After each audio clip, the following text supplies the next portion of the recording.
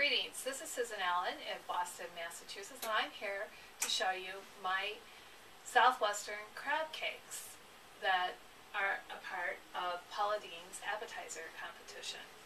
The reason we call these Southwestern Crabcakes is because it uses some of the wonderful ingredients from the Southwest, and the flavors are terrific. We're going to use avocado for a sauce, poblano peppers.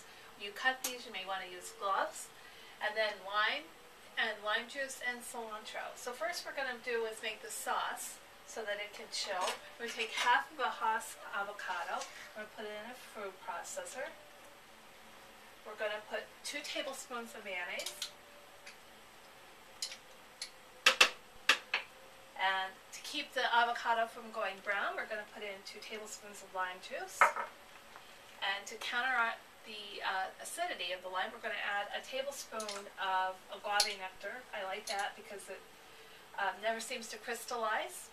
And so we're going to use that, but you can use honey if you don't have it. Half a teaspoon of salt, a pinch of white pepper, and then we're going to process this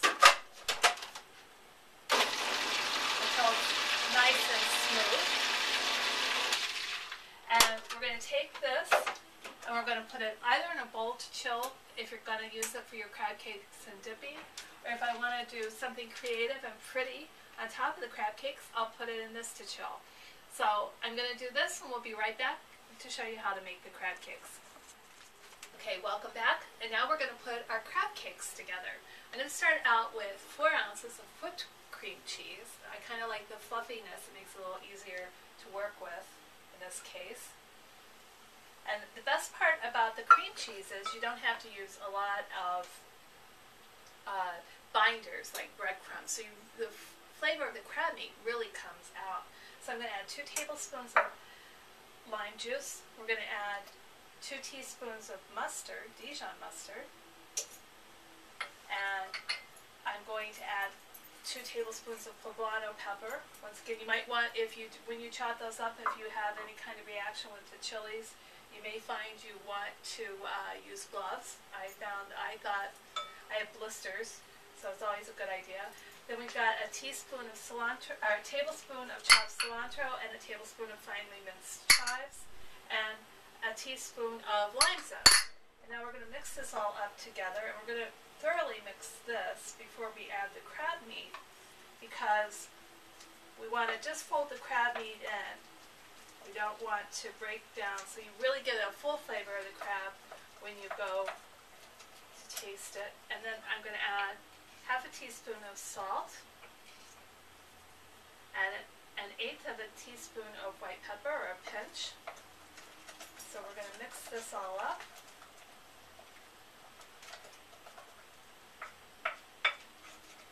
And then I'm going to fold in my crab meat. Still pretty flaky. I'm going to use a fork to help incorporate this.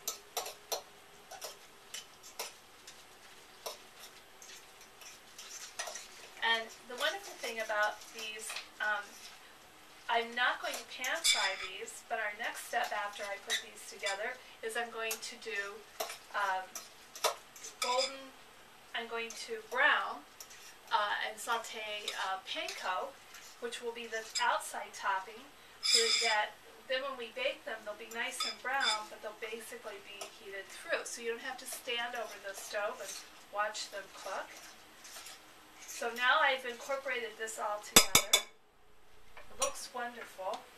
These are probably the most popular appetizer I make. Now I'm using what you would normally use is a cookie or a dough scoop. This one's 1.5 tablespoons. It's kind of on the large side, but I use that to proportion things so that there's a consistency in the shape of the crab cake. So then I kind of mound this together. I'm going to put it on foil, on a half sheet lined with foil. I'm going to finish doing this, cover it and refrigerate it, and then when I come back, I'm going to show you how to make my golden panko crumbs for the outside of the crab cakes. So we'll be back in just a minute. Okay, now I've completed separating all and molding my crab cakes, and now I'm going to put them in the refrigerator and let them chill while I make my breadcrumbs that we will be rolling the crab cakes in.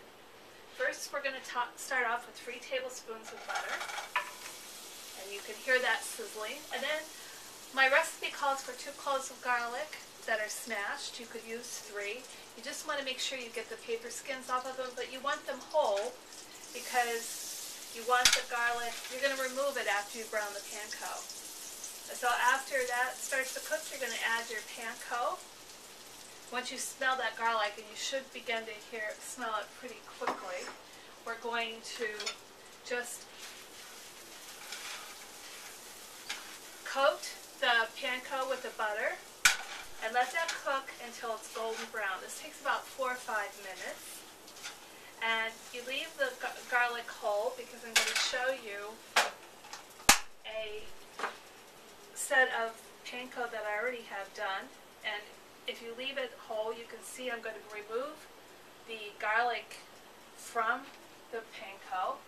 And now I'm going to take my completed crab cakes and I'm going to roll them in the breadcrumbs. What happens with this is you're giving them a nice brown crust. It'd be almost like if you had sauteed the crab cakes, but instead you can bake them. And this makes it a lot easier. This is something you can do ahead of time if you're having guests over. So you just roll these around, you gently kind of take the patty and get them all covered, and they're nice and brown. And so you do this with all 12, the portion makes 12, and then we're going to put them in the oven at 425 for 10 minutes, and when we come back I'm going to show you how to plate them. Okay, so these are my completed crab cakes that have come out of the oven. I went ahead and I plated these, and I used my pastry bag to add a little bit of avocado sauce. So these will be my past hors d'oeuvres. They are my great-grandmother's pastoria. Wishing you a journey of good food and great company.